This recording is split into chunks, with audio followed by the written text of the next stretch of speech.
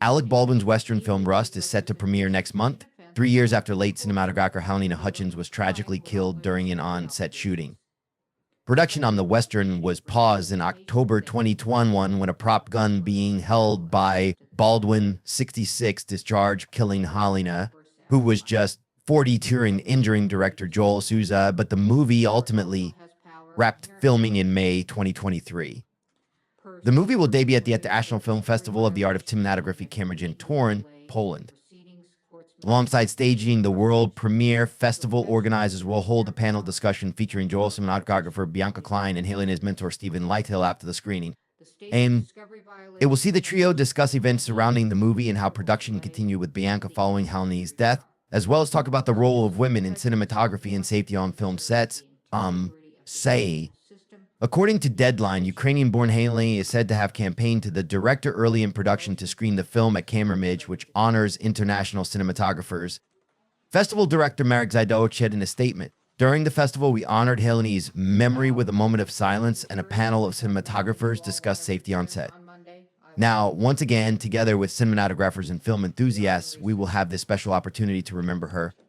It is currently unclear whether Alec, whose trial for involuntary manslaughter was thrown out in August after a judge ruled evidence had been mishandled, will attend the premiere. The Boss Baby star has repeatedly insisted that he didn't pull the trigger of the gun or know why it contained live ammunition. A source told The Hollywood Reporter, however, Baldwin will not be present for the premiere, although he is both its star and lead producer. Hannah Gutierrez-Reed, the film's armorer, was jailed for 18 months in April after being found guilty of charges connected to the incident.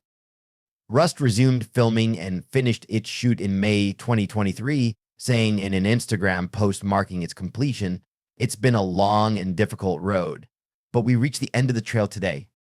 Earlier this month, a judge upheld an involuntary manslaughter conviction against the movie's armorer, Hannah Gutierrez-Reed, in the fatal shooting of Hutchins.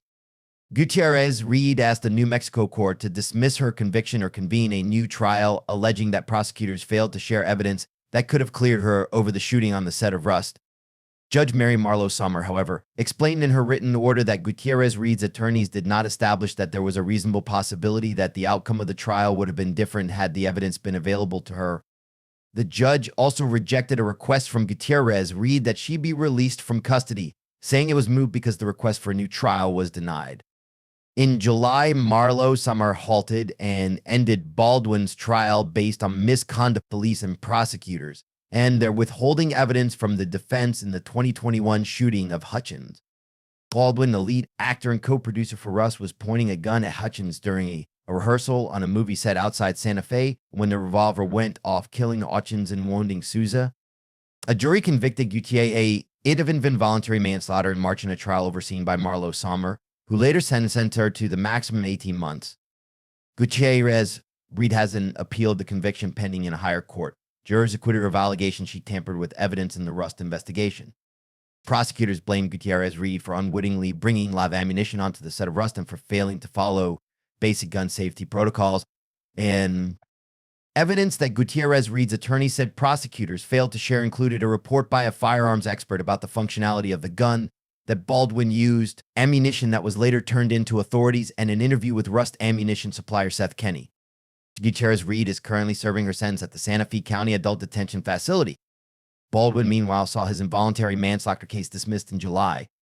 And the judge at the court in Santa Fe, New Mexico, said at the time that there had been errors by the prosecution in the handling of evidence, which she said impacted the fundamental fairness of the case. The decision came after a day-long hearing without the jury present over bullets that should have been in evidence, which Baldwin's lawyers claimed were concealed from them and buried in another case file. So the issue had upended the trial for Baldwin, who pleaded not guilty to 2 counts of involuntary manslaughter as he was accused of negligence. The state has repeatedly made representations to defense and to the court that they were compliant with all their discovery obligations. Despite their repeated representations, they have continued to fail to disclose critical evidence to the defendant. Brady and Harper are satisfied. Dismissal with prejudice is warranted.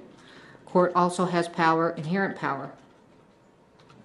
Per State v. Lemire, where discovery violations inject needless delay into the proceedings, courts may impose meaningful sanctions to effectuate their inherent power and promote efficient judicial administration. The state's discovery violation has injected a needless, incurable delay into the instant jury trial.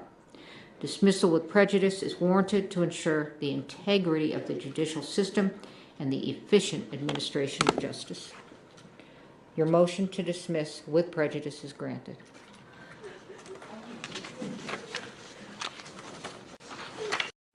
Now, with respect to the jury, I don't imagine you all want to return on Monday. I will take care of the jury. Thank you, Your Honor. We are in recess.